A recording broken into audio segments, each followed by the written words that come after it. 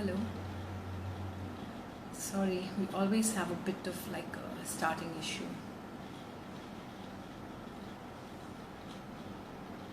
I just wait for Soundarya to join this conversation.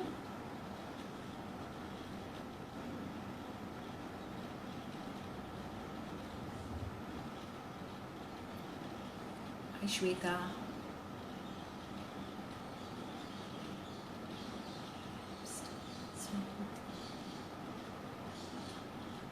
Nice.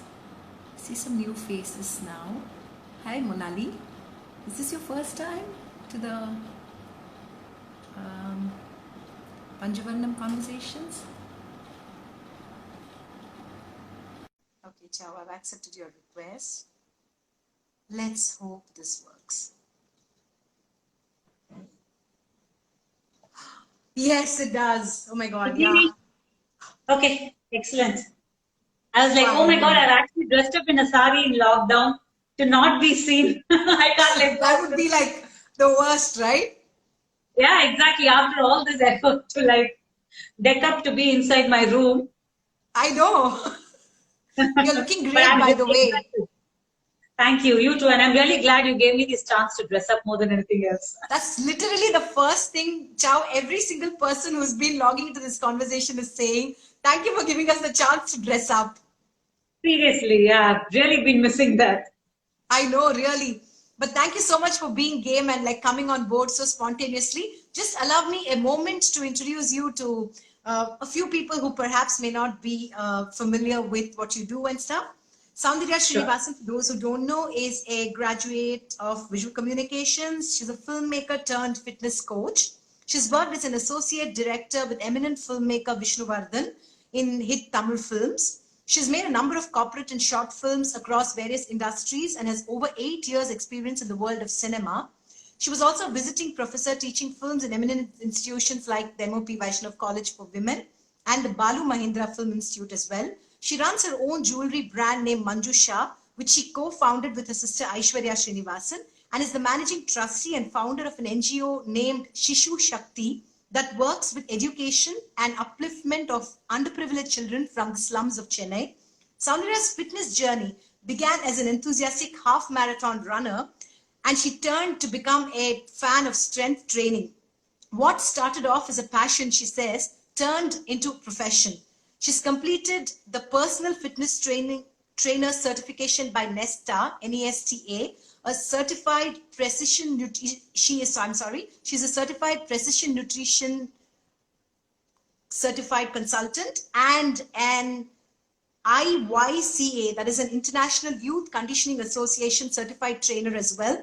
Recently, I know I followed her on Instagram and I know that she completed the prestigious MoveNat Level 1 certification in Budapest and specializes in teaching natural movements to children and adults. She's currently she currently works as the associate coach at the Quad. She's also a trained singer and enjoys learning music and singing it as a hobby. Welcome, Soundarya. It's such a pleasure to have you on board. Thank you so much, Akhila. I'm really excited to be here. So for those who don't know, this is a series called In the Company of the Saree, and we primarily like bring women who for whom the sari and the world that that it sort of encompasses really matters, and for whom wearing the sari is not merely a marker of identity but also a sort of carrier of culture and stuff. So I'm going to start off firstly, Soundarya, by asking you, I read out your bio, and of course, I've known you for many years. I mean, we first met, I think, back at the time when we both used to teach at MOP Vaishnav College. And then, Yeah, exactly. that's right. And then we met, of course, at Chennai Runners, and we've Yep. run several times together. And now, for those who Agreed. don't know, Chow is also my fitness coach and makes us do like several burpees and squats, like during the, she transforms into this really strict coach who kind of motivates, but also really leads by example. So I'm really excited to, talk to her about the many multiple hats that she wears. So Chow, I want to firstly start off by asking you, you wear so many multiple hats, but if I ask you like, who is Soundarya? Then what would you say is your core identity in that sense? So, there's this thing that I do so many things in general. sometimes like people say they have this single-minded focus to do one thing. There'll be this brilliant cricketer who can only bowl spin, or there'll be this brilliant filmmaker who can only do a certain kind of films, right? I always used to think, what is my one thing? And I realized my one thing is to be able to do many things. I don't know how much sense it made, but it kind of fell in place over the years because I identify myself with so many things. I realized I cannot restrict myself with being passionate or being excited about just one. So if you are excited about so many other things and you can do other things, why not really try to explore all these avenues? So I really think there's just not one thing I would say, but all of this together make me actually. Yeah, I mean, it's interesting because so many women that I've talked to have talked about, how we are in a sense a culmination of many experiences, and also in Absolutely. a certain way a storehouse of many identities. We are no longer, just one identity, right? And it's also Absolutely. interesting that, Chow, I've been reading more and more about how today, in today's context, at one point, like we talked about the generalists and the specialists, but I think today is a world of specialists who also need to be generalists. It's no longer Absolutely. enough if do you agree with that? Yeah, I agree. Yeah, I absolutely agree. And I think all these various experiences or various interests shape what you are as a person. I mean, as a woman, we say we wear different hats, but even in our own personality, likes, our own career choices, there are so many things we can explore which probably nourishes something for the soul, something for, I don't know, our creativity, something for the brain. There are so many things which excite us. So why should we honestly start with them? I mean, if we can be a mom, sister, friend, etc., why not in our professional lives also be passionate or excited about so many things? So yeah, absolutely. Yeah, and also the fact that one can also continue to kind of explore newer things even after back in the day, like my father, for example, he's probably tuned in this. He worked in the cement industry through his life, so he's like a specialist in that space, right? And while that's beautiful, I often think that I'm every 7 years I have this itch to kind of become another, like learn something new, like try another new idea and stuff. So I also think that the world is also conducive for those kind of new learnings and seeking. So absolutely. I agree with you. In fact, when I finished, I studied science in school and then I took art in college. And my parents didn't bat an eyelid. They were like, sure, if that's what you really want to do, please go for it. Sure. So I feel it started right there. And music was always there as a part of my life. Films were in the background. Fitness I found through the way. Teaching was always a passion. I think these are all just aspects of our life which are there. But we normally choose to put everything aside to just do once. But I think here, I'm very grateful that I had the opportunity to do so many things, in all this time. So it's amazing, really, I agree. Yeah, absolutely. I know it sounds really cliche, but I'm going to ask you really, like you wear these many hats. And this is a question that, so many people ask me as well, like, but how do you and is there like anything called finding the right balance while doing them all? I know you take us through flow and balancing exercises like every morning, and you talk about the word flow, and that flow really fascinates me. But I want to ask you, Chow, like, how do you find your flow through these many roles and the many hats that you wear? So one of the main things I believe in is go with the flow. That is, don't really force fit yourself into something. And when you really feel very truly passionate or excited about something, I think you find the time to do it. And doing it with people you really enjoy spending time with makes a world of difference. For example, let's say I'm coaching and I have my students. Now I don't even have a physical space. It's a screen. It's the same room. And I see you all in little boxes. But I'm so connected with you all and your journeys and what you're doing that I'm absolutely in that moment. And that is what is important when you're doing that. If I was doing that and thinking about something, then juggling this many things makes no sense. Yeah. But when I'm doing this, I'm invested in them, and that's great. When I meet my sister and we are discussing jewelry, what photographs to do, I get excited, I'm there. At that point, I'm not thinking, what am I coaching tomorrow?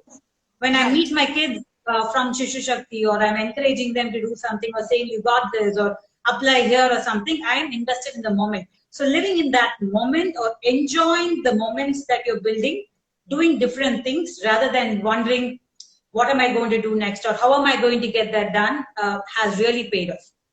That's the best way to Right. do this many things. And I am a messy person. Like my cupboard is messy. I like a little bit of mess and I find order in mess. So I think Right. that kind of defines me, having that many things around, but I always put together an outfit Managed nobody it. has seen. Yeah, or they'd be like, where was this in your cupboard? Or, where did you pick this up from kind of a thing. But, and how did you even find this in this mess? But that also, I think, falls into my general personality or as such. That is, I like doing that many things, and this many things is what keeps me calm and excited. And in each thing, I try to come up with something new with people I Okay. really love and enjoy doing things with. Okay. So I'm hearing two things, Chow. One is like something like organized chaos. Yep, absolutely. I Yeah. totally believe in that. I'm not one of those people I'm who can also do like, 100 to-do lists and just go in that order. I can't do it. I'll be writing a receipt out for Shishu Shakti, then I'll be like, let's do the programming for today. Or, that kind of a person, but I like that about myself. yeah. So one is organized chaos. The second thing is also kind of being in the now. I mean, it's something that we all aspire for, and but Yep. don't necessarily find. It's like been like my permanent, like I think it'll remain like my everlasting aspiration, so to speak. How did that happen? Like, how have you kind of sort of? I'm sure that must have been a journey, right, to arrive, to live in the moment and kind of enjoy that moment. How did you kind of get there? So I think it's got a lot to do with your upbringing and your parents as such. Like they were very relaxed with me. There was not much pressure to perform, and which in turn I feel helped me do better. There was a Right. constant freedom to do the things I like to do or I enjoy doing without too much. For example, when I worked in films, I was probably one of the few, or rather even like two women in the entire set. There were hardly any women. Now it's not like that. I was back in 2004 when I chose a career like films. I didn't feel any sort of a pressure. I didn't feel any sort of an opposition, which in general kept me more relaxed towards the things I was doing. The minute you Right. are forced, or I feel you feel that pressure from others to not do what you enjoy doing, I think that's when it starts to really get to you, and you can't enjoy the moment because you're already worrying about, what next or what should I be doing, kind of a thing. So the security and that freedom Oh which yeah. came with my growing up, I feel kept me very relaxed throughout. In general, that's how I am. In films also, it's very high stress, high pressure, and a lot of things at the same time, but not getting hassled by that chaos and enjoying those different things you're doing at Yeah. the same time is what Right. keeps me excited. Even now, let's say I'm logging into my class at Quad and I see a lot of people and people with different skill levels or people with different strength levels. Yeah. I get more excited because that means I have more to do. I need to challenge Right. somebody who can do more, and I need to also encourage somebody who's not able to do as much. So that Yeah. moment is I'm all there. And that is how I handle everything. And that came only from the security or freedom when I was growing up to just be my own person, I feel. I mean, Yeah, I that's cannot lie in the fantastic. sense. I'm still now wondering, okay, is my son behaving outside or is he troubling my mother-in-law?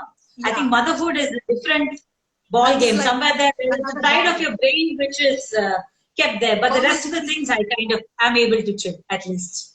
Yeah. I mean, that's great. That I think that quality of being able to chill, I think comes through in everything that you do. Like even the classes that you take, there is definitely like you're motivating people, but it's also there's a certain like sort of making it really fun, exciting for the other Yeah, yeah, person. So yeah, and I totally agree with you about the security cover that that parents provide and allowing us to yeah, yeah. pursue our choices, right? In career choices, so Absolutely, to speak. exactly. Yeah, Yeah, so I'm going to ask you, like, fitness, Chow, is such an important part of your journey. I mean, like, I've known you absolutely. like back in the day as a runner, and now you're a professional coach. Really, what Hmm. motivated you to kind of make a career out of it, and how has that truly changed your life? Firstly, I'll ask you about Fitness. changing your life, Yeah, and then we'll I talk guess about how that's you've where it changed. starts from, right? Like, unless you are able to see changes in your own life or the way you do things, it's hard to spread it. Like, I always, like, I hear people saying, I don't enjoy art, or I don't enjoy music, or I don't enjoy doing something when you're taught. I feel it's got a lot to do with the teacher. Like the person who teaches you something should instill that love or make you fall in love with that whatever it is that they are teaching.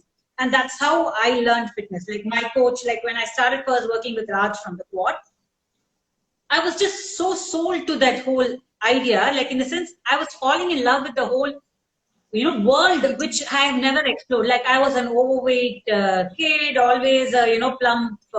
I think in my 80 kilos till my 2021. And then it was always about like depriving myself of food, but not actually training or exploring things with my body. Like today, if my PT teacher hears that I'm actually working in a fitness organization, she'll probably be like, அதுவா அது எப்படி இதெல்லாம் பண்ண வச்சுட்டு will be because March pass கூட எனக்கு வராது. Like she's like March pass கூட வராம எப்படிமா நீ இருக்க was a kind of a personality I was. But fitness, when I saw it through a different set of eyes in my late 20s, became so much more accessible and inclusive. It was just not about can you run the fastest, can you throw the fastest, can you play this, but no, it's me working on myself every day, getting one thing better maybe, or moving, a little better, lifting maybe more, or feeling good about a certain movement. And the minute I started enjoying that, it showed in the way I was training, and I realized it's not enough and I wanted to do something with it. So when I spoke to Raj, he said, sure, go study. So I said, okay, why don't I actually study about something? Because it's not enough you have a passion or you want to do something. You need to show that you want to put that effort towards something. So then I started studying, and then I did the initial course to, kind of get an idea. And then when I went back, and then when I started working with people, and until today, that's what really excites me. The kind of change you can make, or it's like, if somebody, like you said, my flow classes you spoke about, right? What I feel, if I can make you feel for movement, I'm like very excited. And that's very important, no matter what you teach, and I love doing that. When I'm excited, if I can get you excited about that, that's great. So that is one of the reasons, like why what I felt, how much it changed me, the way I looked at myself, my confidence, even the way I dress has dramatically changed after I discovered strength. Can I wear this? Will I be able to pull this off? To if I feel good, I wear something. It's no longer about how is this supposed to look? Should I be wearing sleeveless? Should I wear this? All those thoughts I had in my 20s. In fact, I'm so much more liberated in my 30s thanks to me just being comfortable in my own self, and that came through training. And if I am able to get this through to people, and even if I can make that small change that, you don't need to look a certain way or be like having a six-pack or do a handstand push-up to actually say, I like fitness or I am in fitness. If I manage to make you feel that way, then yeah, I'm really happy, because that's what it made me feel. For somebody who has been such a non-sporty child, like somebody throws a ball, I would do this. And then I had to run throwing, catching in quad play, or do boomnat, which involved like jumps or things like that. So it's all possible if you are shown the way or you start falling in love with it, I feel. And that's really, really important. You enjoy it, you are able to spread it to others. Like it's very important that I feel that way, and I wanted others to feel that way. So that's what I aim at when I teach. So it's really been life-changing in so many ways. Yeah, I mean, it's interesting, Chow, but I was just thinking that, it's one thing to kind of discover and be passionate about fitness and kind of, pursue that journey consistently. Correct. But it's quite another to actually say that, hey, I want to share this journey with a whole bunch of people and make an impact on their lives, and generously kind of share what I know, and also like craft it for each person in a way that it works for them and that they are able to feel a better version of themselves. So it's also like collective but also personal at the same time, right? Because you're meeting different people with different kinds of issues and different kinds of strength levels and stuff like that. You also spoke to me, Chow, about you were always interested in teaching, right? When did you kind of, because being a coach is also about being a good teacher. I mean, you could be like really passionate about fitness, but if you're not going to be able to speak to me about it, then it's not even going to make a difference. There's no point. I asked you, when did you actually discover your love for teaching, and when did you know that you were actually a good teacher who could inspire and not intimidate? Like, when did you discover that? So I feel it started with actually Shushu Shakti. A lot of times it started with just volunteering and teaching kids, like when I was in college. I used to volunteer with CRY. So I used to teach juvenile home kids some art and craft. So it started with teaching, and you know something, Raj and a lot of us at the quad, they keep telling me, like, when you teach one to learn or to benefit from it, and I really felt the benefits. Like, I might be teaching one person, but I am learning more than the person I'm actually teaching something to. So that really hit me at that age when I was working with those kids there. And from somewhere there, I felt like that is something I really enjoy doing. Like, I was in films then. After that, I joined filmmaking, and I was actually like in the creative process. But even there, I felt there was so much to learn. I looked at my director as a teacher. I could never look at him as a boss. It was a teacher who was teaching me a craft. So that was how I learned films. And hence, when I understood it or I learned it as a craft, it was from a teacher. So I had the same feeling when I worked with people in films too who were with me. At the same time, even when I was teaching in MOP when I met you, right? Yeah. I fell in love with that. I have wanted my students to still feel that about films. And it was on me. I cannot blame my kids if they are not interested in doing something. It's on me to try to get them to feel that way. And I tried it with my MOP students when I was teaching there. And it worked. And till today, when I see them, some of them are now my students in quad.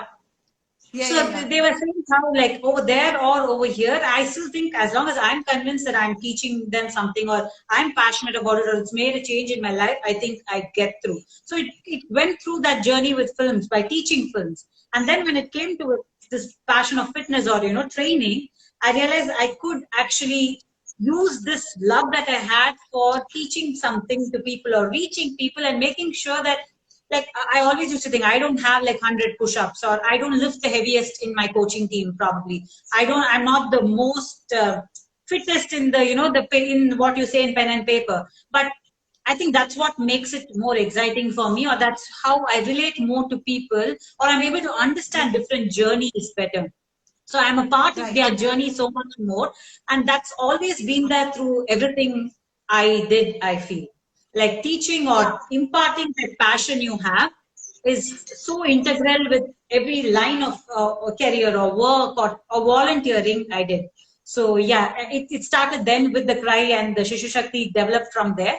But yeah, it's been there through everything I felt. Somewhere there was not enough. If I was making something, I had to get it through to more people, like spread the good word kind of a thing. So yeah. You know, Chal, but with great power, they say, comes great responsibility. And when you're actually like, you know, I think of the word as a fitness coach, like people like trust you with their bodies to some extent, and yet you need to allow them the freedom to kind of move, right? So these two are really integral values. But it's also like, even though as a teacher you continue to learn from them, it's also important that you continue to kind of seek and keep equipping yourself, right? Absolutely. Absolutely. Yeah. So is that why you probably went to, I know that you went to you did the MoveNat course in Budapest. And so talk to us about, you know, and it was really like, it was fun to watch your videos where you were actually doing simple movements that children do, but also movements that go a long way in helping us with stability and balance and, you know, general movements. So what was that experience like? And did you really go because you thought it was a great opportunity for you to actually not just learn, but also learn and therefore teach? I think I put myself out of my comfort zone completely. Like that was the biggest challenge there, doing things which I didn't do as a child. You know, everybody, in fact, it was funny when I went for my cert, each of us had to introduce, and one person was like, they have participated in that AXN show, right? The obstacle course challenge. One guy from that, and there were others who were representing their country in sport.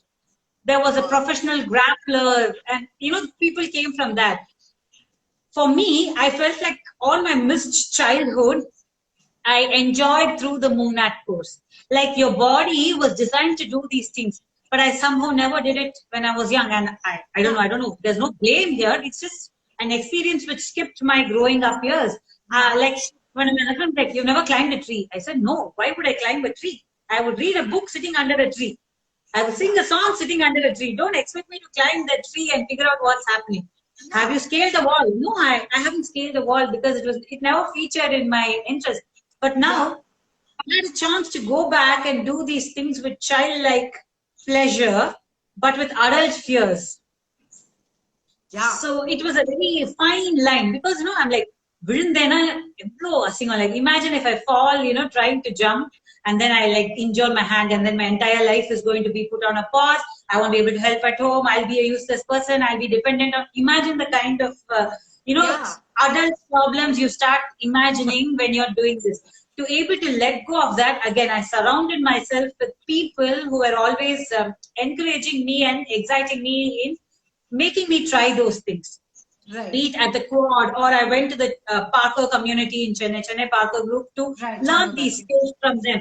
So much it helped. And then when I went to Budapest, I had this real nervousness, right? Like, how are they going to look at me? Like, I don't, and I always have this thing. I don't look like a fitness coach. You know what I mean? Like, this person works out. This Yeah. person spends hours at the gym. I don't look like that ever. And I realize I'm never going to probably look that kind of a person. So how are these different people from different cultures and communities going to perceive me?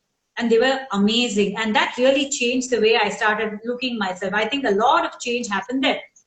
And there was something that guy said, even the strongest person will have somebody else who's probably stronger and skilled than him, he'll want to be.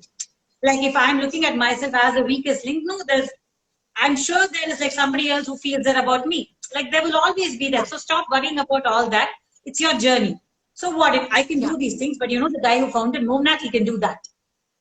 Yeah. So I realized we're all in our own Right. journeys. People there didn't really care. And when it came to understanding or internalizing Movnat and trying to implement it in my real life, I think that's where I really was able to shine because I understood what it did to me. Like we had a mock coaching session and I really enjoyed it because I believed in it. I could teach it. I teach it a lot in class now. I used to teach it a lot to kids too. And that changed the way I started looking at myself. So much more comfortable with my own journey to say, I really don't care anymore. Like if I'm not these things or if everybody there comes with such an illustrious fitness background and I don't, it's okay. I have something which is very, very valuable, which is one, I keep working on it. I keep working hard and I keep learning and I keep getting excited about it. That will take you through. So that is what I really felt was such a life-changing moment. And it was important that I grew my journey of fitness. It's one thing, like you said, to teach, but I should also be enriched, right? Unless I keep enriching myself, how will I kind of give it back? So that each experience, kind of gives me something to ponder, work on myself. So when I go back, I become this other person who's able to give them a little bit more. For sure, yeah. So yeah. Actually, there are two things that really struck me, Chow, in what you said. One was about the fact that you said that you don't look like a fitness coach, and I think a lot of that's got to do with just the way we're all like just conditioning and stereotyping of, yeah, just like we're all just like in some sense victims of that culture, right? So we think Yeah. that a fitness coach needs to look like this, right? And Correct. I also heard another thing that beautifully struck me about what you said was by virtue of training and by virtue of internalizing that whole idea, there's also a sort of like life philosophy that we take back, right? That finally becoming comfortable in our own skin is such a crucial thing. Finally figuring out that this is our journey, and obviously there's going to be somebody stronger than us, weaker than us, way better than us, and that we have our own journeys. And I think this is a very powerful life lesson, right? Yeah, absolutely. I agree with you. And this is going to be there in every career you choose. Or whatever path you take, you will always find somebody who's probably like more brilliant or more qualified or more educated or, I don't know, studied in some fancy school or whatever it is. But if you can be better than what you were yesterday, if you can constantly work on that or constantly excite yourself with that, I think that's the ultimate journey. Yeah. And learning to be comfortable in my skin didn't happen easy. Like I've had my years of, feeling more fat or feeling fat or being, whatever, like, kind of thing, right? Like you grow up so much with people, the first thing, oh, you put on weight, oh, you lost weight. It's a conversation starter where we live, right? So it's nice that finally somewhere there I'm so much more comfortable to an extent where when somebody tells me something, well, have you put on some weight now? I'm like, is it? Yeah, okay, thank you. And I don't go back home and ponder and beat myself up. Ponder and beat myself up. That's very important, you know. In front of them, I might act all like cool. Yeah, maybe I don't really care about it. And I'll go home and I'll be like, am I looking fat? Shanta, can you take a picture and show me? Am I really looking fat? But I think I'm finally able to say no. This is me. I will accept this as I am. So yeah. But by virtue of doing that, Chow, would you agree with me that you're also motivating a whole bunch of women, because everybody cannot be size 0, right? I'm also like a Yeah. big built woman, and it's taken me a Correct. long time to get comfortable in my skin as well. And I Agree. definitely think the 40s have been very, very helpful for me, because I really finally feel like age Liberating. has kind of made me realize that that this is who I am, and I have to accept myself the way I am. But by you becoming a fitness coach, and in some Ah, sense not looking like typically a fitness coach as the way we perceive fitness coaches for some strange ah, reason to be, do you think that you've also helped women bust a lot of myths around body shape, size, and size absolutely. 0 obsession, and really think that finally what matters is strength, both internal Yeah. and external, right? Yeah, absolutely. And I feel that like the minute you see me, or when I like, in fact, there was this thing I was telling Raj about once. Like, I seem to be working a lot with women, and I seem to be working with a lot of women who are like mothers, or like in their 30s. And then I was telling Raj, like, am I typecasting myself? He says, no. You are doing just the opposite. You are bringing in an audience who probably would not have come here if you were not bringing them into this. You are showing them strength Absolutely. by being there and working with them. That's when I realized I should not look at it like I didn't work with too many athletes. You know what I mean? Like, I didn't help Yeah, somebody prepare for the Olympics or something. But I work with a much larger audience, which is everyday, like people like you and me. And I real feel women, somewhere that, yeah, real and women, me yeah. being exactly, and I'm bringing them into this saying, you don't have to be this way. You don't have to do this. As long as you are feeling, you're working on your health, you're working on feeling good about yourself, you have this.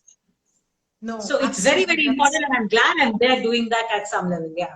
No, that's fantastic, because it's imperative in a world that is so obsessed about popular culture and whatever, to Yeah. have people who break those myths and show us the way with consistency. And like Aishu rightly says, strong is really truly beautiful. Especially, we can't agree with that more than now, right? In this pandemic, Yeah. strong is beautiful. Like, Absolutely, who's I worried agree. That's about what body is getting shape us and through. size now, right?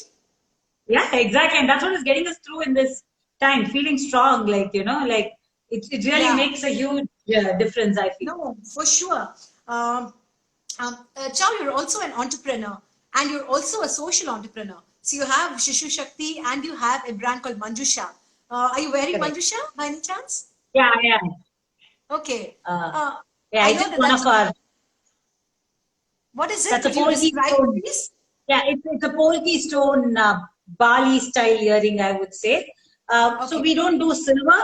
We do Okay. mostly copper base, because especially we live in a beach town, and everything gets dark very quickly. Yeah. So we both Aishu and me believe in doing more of copper than silver, and we keep innovating. Like, even if you see our current Maya collection, it is not something this big. This I wore because it's IG Live. When will I ever get a chance to go on IG Live, right? I need Oh, to but show it's off big great. Yeah. earrings.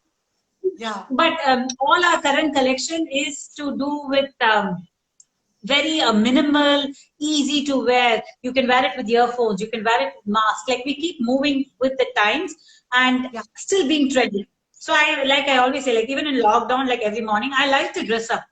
I still like to, present myself well, because it's important for me. I don't need to go out and meet 100 people or attend an event to feel or dress up. It Yeah. was for me. And in Manjusha, we keep innovating with things that we like to wear ourselves. Like, if we don't feel like wearing it, we will never Yeah. sell it. Again, Yeah. see, I feel So, somewhere it's the same logic that I speak about, that I need to be really passionate and convinced about something to, teach or to convince, or, and in this case, to sell, I feel. So, yeah. yeah. No, and in your case, I think like it's Manjusha is really, I think, a true extension of Aishu and your personality in that sense. I think what you Absolutely. create is sort of a reflection of who you both are. So Yeah, contemporary women wearing multiple hats, sometimes working from home, correct. sometimes, out on the road. And, so I think Yeah, it's a beautiful, absolutely. I agree. uh, Yeah, it reflects our personalities, our journeys so much in the yeah, in what we do, and even our current phase of life. yeah, Like, what are we going through now, and our jewelry will reflect that too. yeah. Obviously, with respect to fashion and trends and what is currently, doing well and stuff. But it also is our personal journey somewhere there when we put it out in our jewelry, I feel. No, for sure. But how do you kind of also, I know that you have this strong social work side of yourself, that you kind of work, you have this NGO of your own called Shishu Shakti, and you've been doing Correct. some fabulous work with it for a while now. So Correct. how do you wear these two hats, one which is profit making, another which is all about giving and empowering the girl child? So talk to us Yeah. about, Shishu Shakti itself. Yeah, so Shishu Shakti is all about education and using that as a means to build a better future for yourself. So that is something I realized. And having been brought up in privilege, which I took for granted, I grew up and I learned a lot, like, or rather, I would say, I became an adult seeing the other side of things. You have a very clustered upbringing. You see only things, you see your family and things like that. And then when you go out there and realize the things you take for granted is not something which everybody gets. So in my 20s, when I looked at this, I felt like a righteous, like either the youth kind of a feeling I had, because I was 20 and I was like, today I'm going to change everything. I'm going to do this. I'm going to do that. Then I Yeah, yeah, realized idealism. it's not that overnight change, and I cannot do this and change the entire world. But one step at a time, I can be patient. So Shishu Shakti grew with age, or grew with me trying to accept and understand different kinds of people or why they do different things, because I work a lot with juvenile kids, or I work a lot in communities in the city, so many different slums. So why do they do what they do? Why aren't, because they have not been given the opportunity to do what they want to do. So what Mm, if you give them the opportunity or show them the way to empowering. do? Can you Yeah. pick it up? Can they pick it up and find a way through it? So that was the idea behind Shri Shakti. Even now in this lockdown, to kind of reach out to as many people, especially now, it is so critical to help people out. I feel, because the generation which is supposed to pay for their children's education has lost their jobs.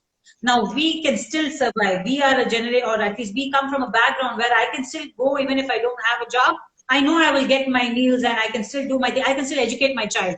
But most people cannot. So that is what we're really trying now to identify, to make sure they don't drop out, especially to join college when they're finished school.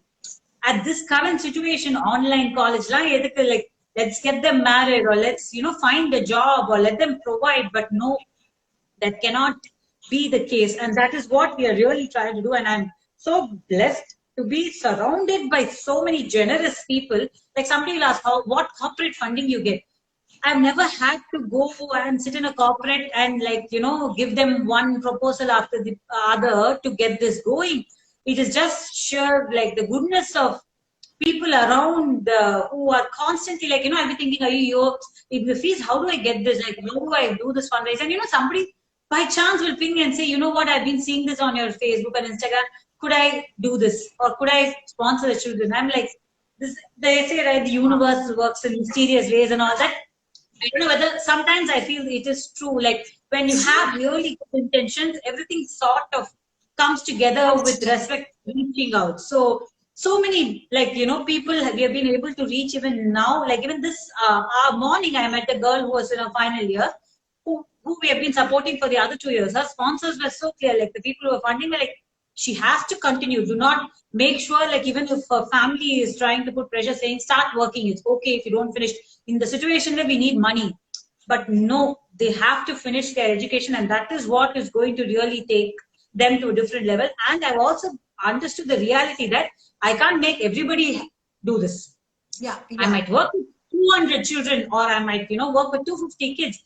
Maybe 20 really, find their, I don't know, their colors, or they really come out.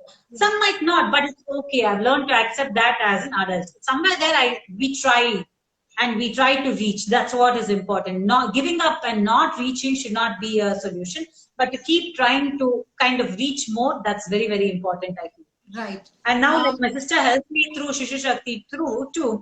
She's also helped me with the fundraising and stuff. So you were saying that between an entrepreneur and this, so like we are constantly discussing funding for this, or let's sell this. It goes so hand in hand. There is so much of seamless energy transmission between us for both equal passion and excitement. Yeah. So it's kind of nice. It just melded. I don't know how, but yeah, it does happen. So yeah.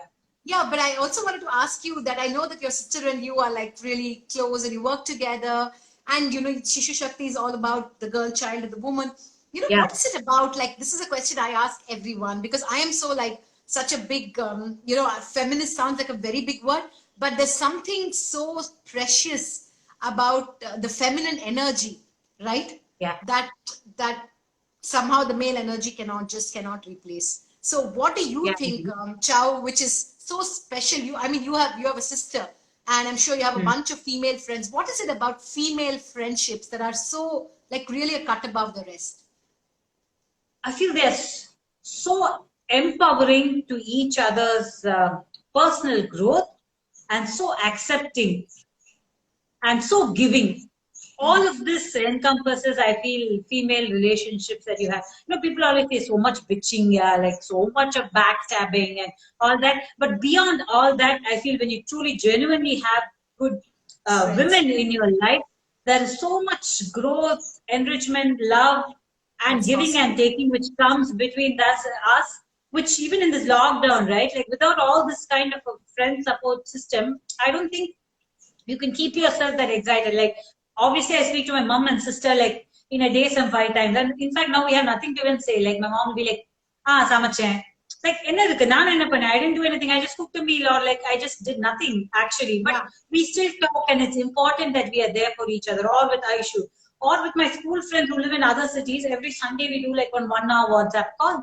But it gives me so much energy. I talk to my colleague Kavya 3 times a day, but we give each other so much give and take in it, which keeps us excited and going. Especially now, I value all my friends and my family, or the women in my life, so much, because every time I talk to them, I feel energized, or I feel I can go on and do this. So I absolutely agree. There's something so special.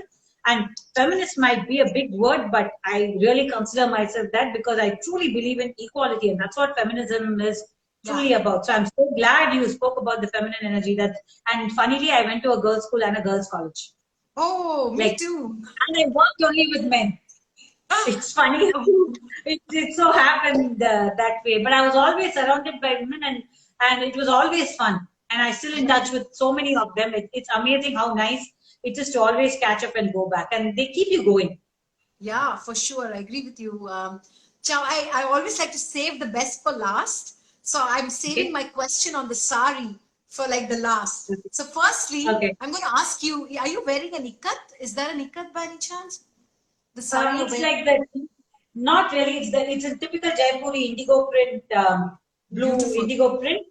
Yeah, from some handloom place. Again, Aishu actually picked it up. She said, I'm buying this. And she bought a similar one for us. And she said, yeah, this is for you. I said, thanks. I love it. So, oh, wow. What fun to have a sister who buys you saris. Yeah. Oh, my God. I'm so jealous. Yeah. In fact, funny thing, I have one son, right? Everybody's like, don't you want another? I'm like, no, if I had a daughter, I would have said, can I give her a sister? If I have a son, I said, it's okay. And they don't need another sibling. No, they're not going to have the same relationship that sisters can have. So it's okay. He doesn't deserve it. Yeah, for sure. Absolutely. And I love how you paired it with a really interesting sleeveless blouse. Yeah. And it's fun, right? Do you experiment a lot with your saris? As far as I know that you experiment a lot actually with your blouses. Chow, talk to us about how you like to mix and match. So, from the time when you take a sari and you go to a shop and you match it with the blouse, I think that's a gone era. Now you have to really be creative and look at how you can bring some colors in, some contrast in, some prints with something plain, or geometric prints, or neon colors and things like that. So something which from films also, the aesthetic sense which came from working with so many costumes like and colors, and what we do with Manjusha of constantly putting together looks. It's just not, Oh, yeah. yeah, here are a pair of beautiful earrings for you to wear. A earring is just not that. It's an outfit. It's a feeling or a picture you want to create, right? So I think that is what I look for in saris. And from silk to cotton to, like, I went to Calcutta, I picked up the typical off-white Bengal and red cotton. Bengal Yeah. cotton. So like I really like to experiment. Now I have a blouse box and a sari set. So it's like, Oh, which it go. It's no longer, the sari, yeah. and my mom used to fold the blouse, and that is no longer You worth can the do that. dress. And all, I feel like wearing this blouse. What can go with Yeah, yeah. this? Of course. Yeah, so much of that starts to happen. So it's a lot of fun that way. Yeah. So, yeah, Yeah. and I love all kinds of saris. Yeah, you said something, but you alluded to the fact that the sari is really a statement, right? You can really make a Yeah, statement in the sari, I agree. right? Yeah, When did you absolutely. discover the sari, Chow? Like, did you wear it as a in college, or did it happen much later in your life? Yeah, I'll tell you a true story. So, for my farewell, you have to wear a sari, right?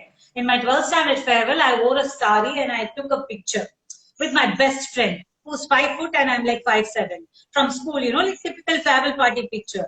Later on, when I looked at the picture, I looked like her mother in it. Okay, I was like, she looks like my kid. Like, she was like one tiny thing next to me, and I was way bigger. And it used to bother me. Like I said, I'm not wearing a sari again. I'm going to be called auntie when I'm 17 if I wear a Yeah, sari.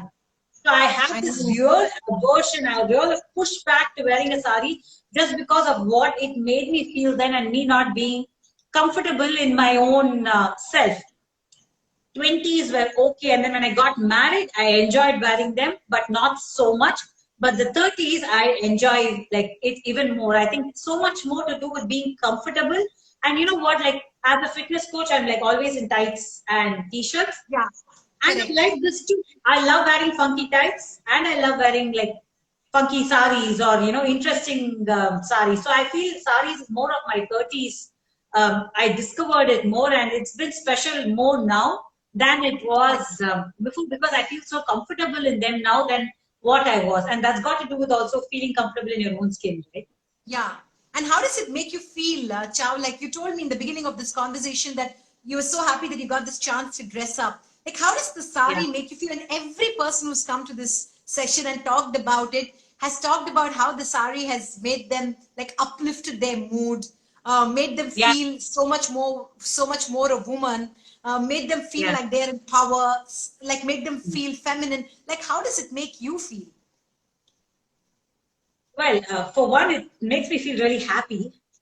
That's the first emotion I would say. Like, it's just nice to wear something which also brings back some nice memories, which reminds you of a certain time, right? Every time you wear Yeah, a sari, you wore it for something. You felt a certain way. yeah, You felt a certain emotion when you wore it. I feel every time true. I wear something like a sari and I remember the last time I wore it and how I felt about it. So today I Right. feel nostalgia. I feel happiness. My sister picked it up. We wore it for our first fundraiser. We coordinated. We were out there meeting 100 people that day wearing this. Today I'm Yeah. meeting you on this So setup, it but becomes it's like a memory, still right? with memories. So I feel every sari or every thing sari I own comes with so many set of memories. How it made me feel, or what did others around me say when I wore that, or something like that, right? All of that. It's so much of nostalgia I think I've got into, especially in the lockdown. Maybe Oh it's yeah. just not me, or it's me, I don't know. But everything brings back Yeah. such happy, fun memories, and it feels nice. It's like wearing a part of that, time or that Yeah. day, and enjoying small pleasures doing that. So, yeah. No, no. And what you said with feminine, I feel strong also, because the tights and t-shirt and sports bras, me, and so is me, this. I've gone Yeah. to like quad office also in this. Probably I'm the only one in the quad office who will go in a sari. But Oh, it's all of it is me. Like, I don't need a function to wear it, but it's still nice that I can wear both and still feel so comfortable or strong about both. So I really like the diversity or how a sari makes me feel. right. Cha, would you like to just sign off with like a big shout out to women about the whole idea of being strong, and why they need to kind of focusly pursue a journey where they seek, what they seek the most is the idea of strength, physical, Yeah. mental, emotional, because it's also a time when emotions are so frayed. Everybody is also dealing with a lot of stress. I Situation is agree. so fragile. So obviously, you could be physically really fit, but emotionally you could be really down. I myself I keep agree. going through those kind of ups and downs. So would you I know like to what you mean. send out like a message to people who might tune in later to watch this about the idea of strength?